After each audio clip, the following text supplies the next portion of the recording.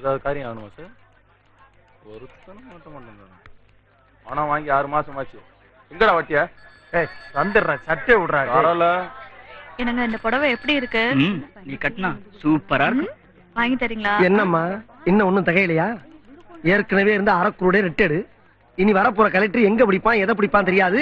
அதுக்குள்ள சட்டுப்புட்டுன்னு ஒரு முடிவுக்கு வர பாருங்க.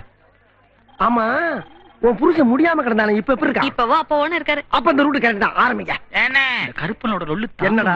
நாளைக்கு வரப்போற புது கலெக்டர் ரொம்ப கெடுபடியா. டைரக்டா ஐஏஎஸ் சொல்லி இருக்கிற நம்ம தாசில்தார் எல்லாம் பாத்ரூம் கோடி அலைஞ்சிருக்காங்கண்ணே. என்னடா கெடுபடி?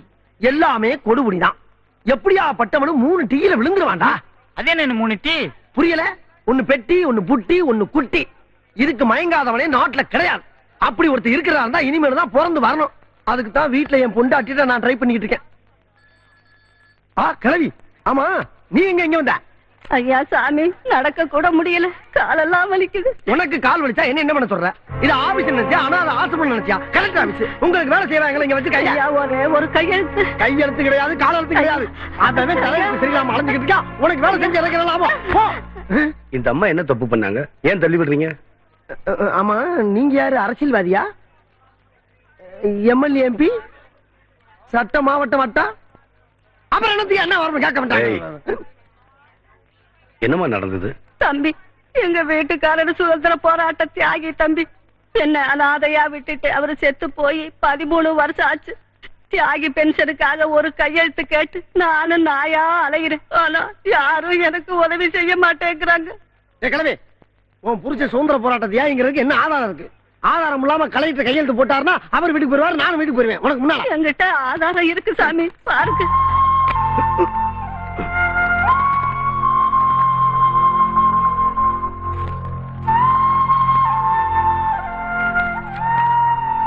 ஏயா, இதுக்கு மேல என்ன ஆதாரம் வேணும்?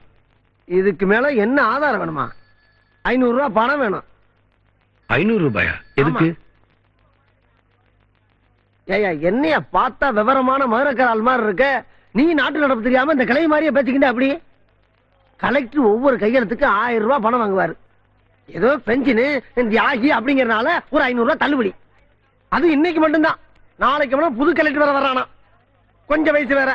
ஆட்டம் பாட்டம் கொண்டாட்டம், ஒரே ஜாலியான பார்ட்டியா. அது 12,000 20,000 25,000 யாருக்கு தெரியும்? இந்த பாரு, இதுக்கு குறைஞ்சு பாபுசிய சத்தியமூர்த்திய கட்டப்பொம்மனே வந்தா நடக்காப்பா.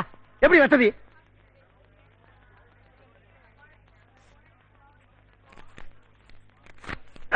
இந்த பாட்டி, உனக்கு நாளைக்கு கையெழுத்து ஓகே, நீ போலாம். நீங்க போங்க. கடவுளே, ஆமா பாட்டிக்கு நீங்க என்ன வேணும்? அந்த அம்மாவுக்கு பையன் வச்சுக்கேன். இதுதாயா ஈவ இறக்கங்கிறது. நாட்டுல பிறந்த ஒவ்வொரு மனுஷனுக்கும் மனசுல ஈர இருக்கணும். அவன் தான் மனுஷன். என்ன சொல்றீங்க? பைத்திய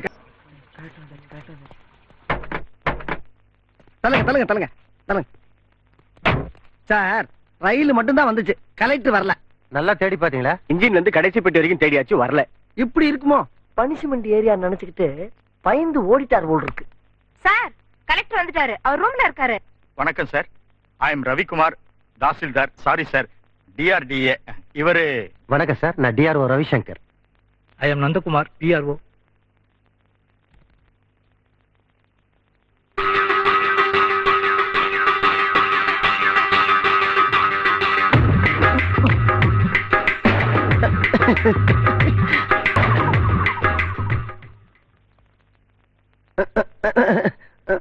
டபேதார் மனுநீதி சோழன் என் பேரு. மனுவை வாங்கு, நிதியை வாங்காத. இப்போ உன் பேர் என்ன? சுருக்கிட்டேன், வெறும் சோழன். ஆமா, ஏதோ உங்ககிட்ட 3 டீ இருக்கு. நீ ஒன்னு பெட்டி, ஒன்னு புட்டி, இன்னொரு டீ. ஐயா, ஆசீர்வாதம் பண்ணுங்க. நீங்க கொஞ்சம் வெளியே இருங்க. Okay sir.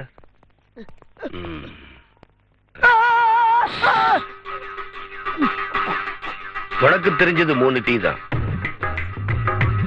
எனக்கு தெரிஞ்ச இன்னொரு டீ தெரியுமா?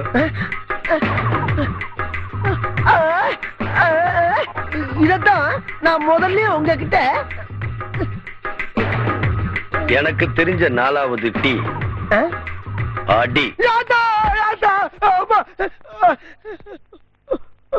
இந்த பார், உனக்கு உள்ளங்கை அரிக்க ஆரம்பிச்சா எனக்கு மணிக்கட்டு அரிக்க ஆரம்பிச்சிடும். ஐயா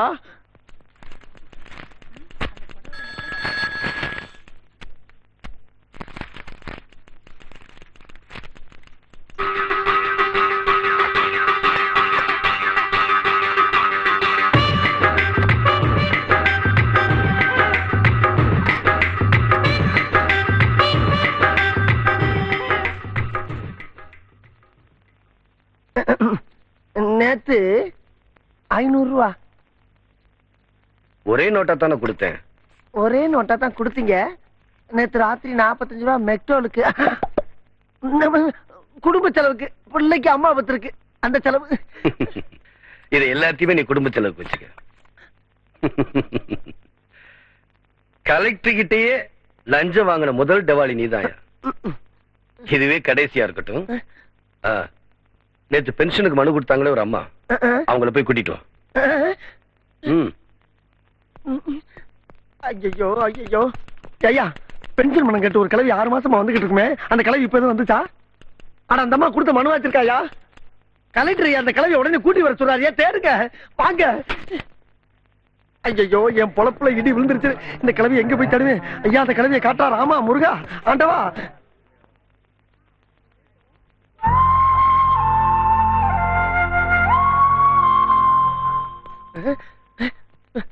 காணா அம்மா, அங்க இருக்கீங்களா? ஐயா, கிளவி எங்க தெரியும் காணாமியா? என்ன பண்றதுன்னு ஒண்ணுமே புரியல. காணுமா? நான் இப்பதான் பார்த்தேன் வெளியே மரத்தடியில. இப்ப பாத்தீங்களா? இங்கயா? ஐயோ, என் தலையே சுக்கூரா வெடிச்சிரும் போல இருக்கு. என்ன செய்வேன்? ஐயா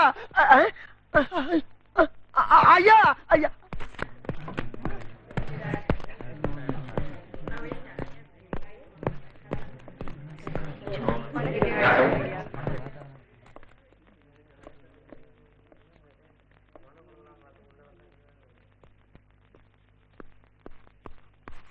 எம்மா எம்மா எம்மா எம்மா,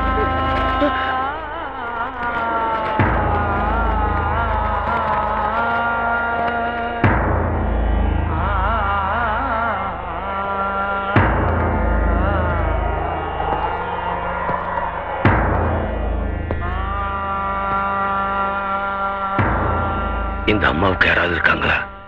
யாருமே இல்லாத அனாதைங்கய்யா. தெரியுமில்ல, இந்த அம்மாவுக்கு ஒரு பென்ஷன் சர்டிபிகேட் கொடுத்திருந்தா இந்த அம்மாவோட உயிராவது மிஞ்சிருக்கும். நாம பாக்குற வேலைக்கு ஒரு அர்த்தம் இருந்திருக்கும். ஜென்மத்துக்கு இந்த பாவம் என்னை விடவே விடாதியா. 7 ஜென்மம் எடுத்தாலும் இனி லஞ்சம் வாங்க மாட்டேன். பெரிய சேமி இல்லாத காரை கண்டு விட்டுறேன். போற போகல காரை நிறுத்து, அந்த பிள்ளை இறக்கி விட்டு போனேன். உன் கார் தேஞ்சா போயிறேன். 1000 பேர் இருந்தாலும் அந்த வாத்தியார் வேலை பாக்குற பிள்ளை இல்ல. நீ நம்ம ஊர்ல மாடு மேய்க்கிறப்ப 10 மாடு மேய்க்கிறதுக்கு வெள்ளன பிறட் போவே இல்லையா? அது மாதிரி காலேஜ்ல போய் 100-150 பிள்ளைகளை கட்டி மேய்க்க வேண்டாம் பிள்ளை. நீ பேசாம இருந்தாயே, என் கரச காட்ட வித்தாவது உனக்கு ஒரு கார் வாங்கி கொடுத்துறேன். நீங்க ஒரு ஆளு போதை இவளை கெடுக்கிறது. மாமா, நீங்க 100 வருஷம் நல்லா இருக்கணும். இட்லிக்கு பதில் அல்வா கொடுத்துட்டியா? என் மருமக எனக்கு எது கொடுத்தாலும் அல்வா தான்டா. பாத்தியாடா என் மருமகளை? நீ என்னைக்காவது ஒரு நாளாவது என்னை பார்த்து ஒரு 80 வயசு வரைக்கும், அட போகட்டும், ஒரு 70 வயசு வரைக்காவது இருன்னு சொல்லிருப்பியா? இப்பதான் வயசு 75 ஆகி போச்சு. சாப்பிடுங்க. நீ சாப்பிடுமா?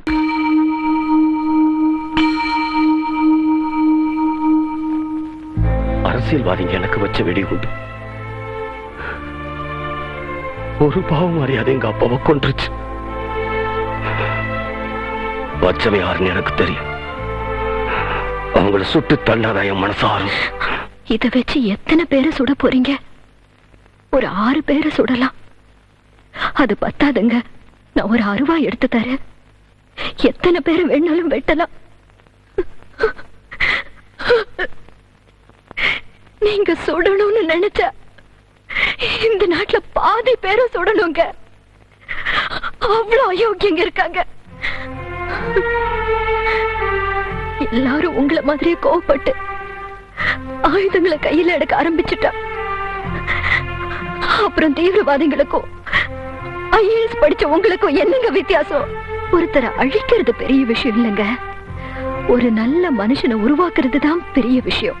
கலப்ப பிடிச்சவன் பெத்த புள்ள கையில பேனா எடுக்கணும்னு உங்க அம்மா ஆசைப்பட்டாங்களே, அதுதாங்க பெரிய விஷயம். தாம் படிக்காட்டியும் காட்ட வித்தாவது தாம் புள்ளைய படிக்க வச்சு ஒரு ஜில்லா கலெக்டர் ஆக்கணும்னு ஆசைப்பட்டாங்களே உங்க அப்பா, என் மாமா, அதுதாங்க பெரிய விஷயம். மழைக்கு ஒதுங்கிறதுக்கு ஒரு பள்ளிக்கூடம் கூட இல்லாத அந்த கரிச பூமியில பிறந்து கால் வைத்து கஞ்சி குடிச்சு கால்ல செருப்பு இல்லாம காலேஜுக்கு நடந்து போய் படிச்ச ஒரு கருப்பு மனுஷனான நீங்க ஜில்லா கலெக்டர் ஆனீங்க பாருங்க, அதுதாங்க பெரிய விஷயம். இந்த நாடே லஞ்சம் வாங்குறப்போ ஒரு ஏழை குடும்பத்துல பிறந்த நீங்க கை நீட்டி கால் காசு வாங்காம ஆனஸ்டா இருக்கீங்களே, இதுதாங்க பெரிய விஷயம்.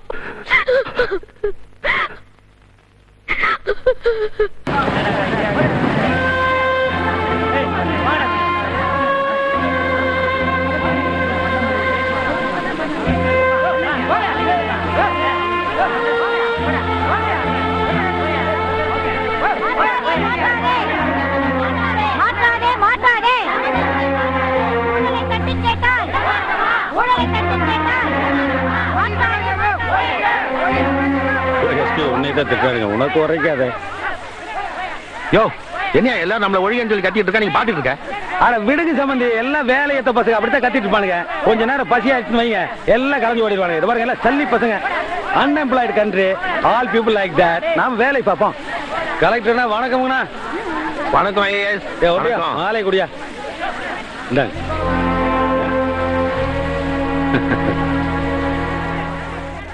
கலெக்டர்னா அவன் நேர்ம கிலோ என்ன விலைன்னு கேட்டுருக்க நேரத்தில் நீங்க டன்னு கணக்கில் வாங்கி வச்சு சிரமப்பட்டிருக்கீங்க. இப்படி பொட்டி ஊருக்கு மாத்திட்டு இருந்தீங்கன்னா குழந்தை படிப்பு கெட்டு போயிருமில்ல. நீங்க ஒரே ஊர்ல தொழில் பண்ணக்கூடாதா? ஐஏஎஸ் இந்த பாரியா, இவங்கள மாதிரி சுத்தி வளைச்சு பேச மாட்டேன், நேரடியாக சொல்றேன் கேளு. இந்த உலகம் நிரந்தரம், இந்த ஊர் நிரந்தரம், நாங்களும் நிரந்தரமானவங்க. நீ இந்த ஊருக்கு எத்தனாவது கலெக்டர் தெரியுமா? 136வது கலெக்டர். உன்ன மாதிரி ஆளுங்க வருவாங்க போவாங்க, ஆனா நாங்க இங்கேயே தான் இருப்போம். நான் என்ன சொல்றேன்னா, உன் பொண்டாட்டி பிள்ளைய கூட்டிட்டு ஒழுங்கா ஊரு போய் சேர்ப்போம்.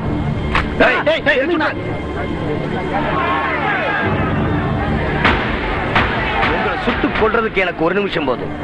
உங்களை மட்டும் அழிக்கிறதால நாட்டோட மொத்த ஊழலும் ஒளிஞ்சிடாது. உங்களை மாதிரி இருக்கிற விஷக்கிருமிகள் ஊருக்கு 100 பேர் இருக்காங்க, நாட்டுல பாதி பேர் இருக்காங்க. உங்களோட அவங்களையும் சேர்த்து திருத்துறதுக்கான ஒரு நேரம் வரும். யாரு நிரந்தரம்னு மக்களே முடிவு செய்வாங்க.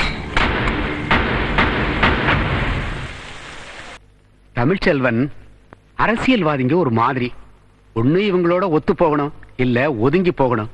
அது ரெண்டும் இல்லாம சாக்கடையில கல்லெறிஞ்சா சேரு நம்ம மேலதான் விடும். சார், மனசாட்சியை மறந்து இவங்களோட என்னால ஒத்து போக முடியாது. எங்க ஆத்தா சின்ன வயசுல எனக்கு கூழ்ல உப்பு நிறைய போட்டு வளர்த்துட்டா. எனக்கு ரோஷம் அதிகம்.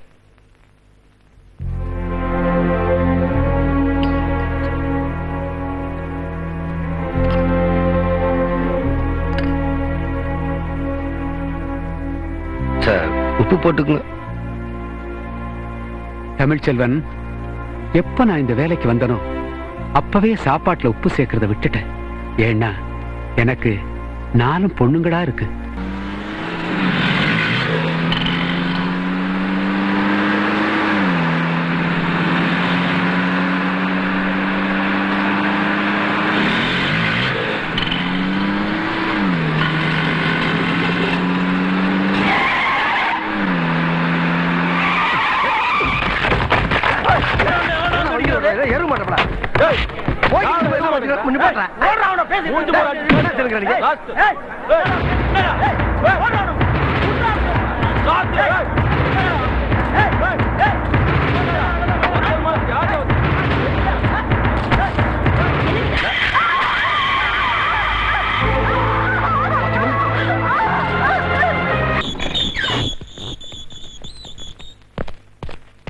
ஒரே ஒரு கேள்வி சார்.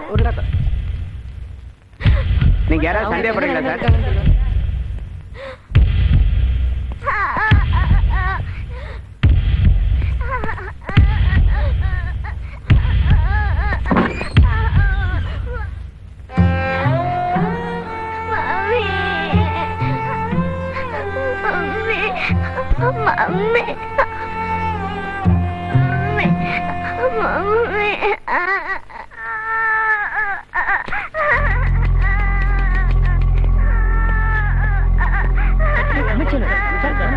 ஹாஸ்பிடல் இருக்கிறவங்க வயிற்று நிலைமை இப்ப எப்படி இருக்கு சார்? ஒரு நிமிஷம்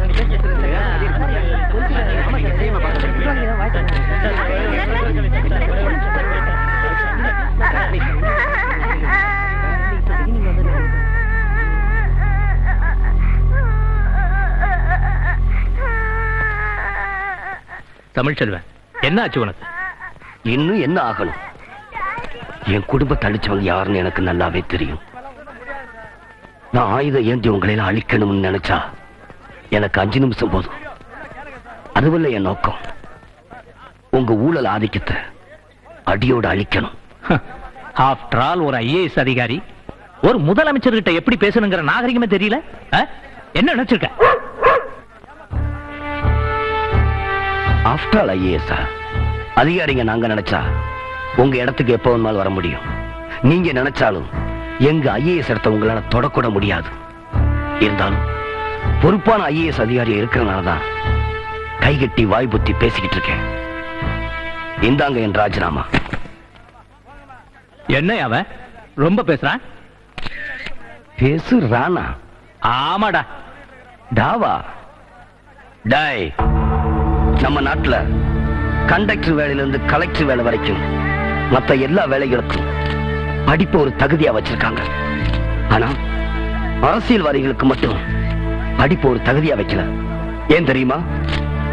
நம்ம நாட்டுல படிக்காத ஜனங்கள் 75% இருக்காங்க.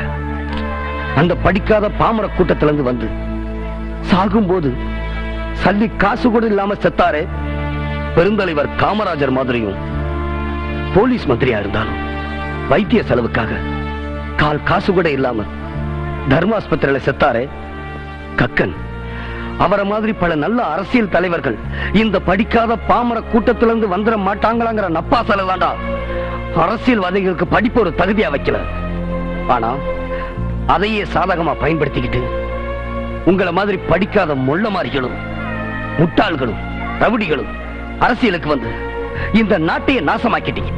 என்னைய பாத்துட்டு நிக்கிறீங்க? குண்டு கட்டா தூக்கி வெள்ள வச்சு என்னங்கண்ணா எதிர்கட்சியா இருக்கும்போது உங்களே செருப்புல அடிச்சு நானு ஒரு வார்த்தை வரட்டுன்னு தான் பார்த்தேன். டாய், கோட்டைக்குள்ளேயே வேட்டியை மடிச்சு கட்டுறீங்களா? நான் என் கைய மடிச்சேன்.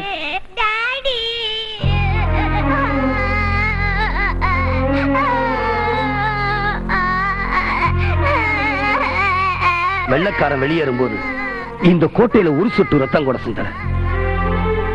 என் காலத்துல உங்க மேல கைய வச்சு இந்த கோட்டையை கரப்படுத்த விரும்பல. என் கைய மடிச்சேன்னா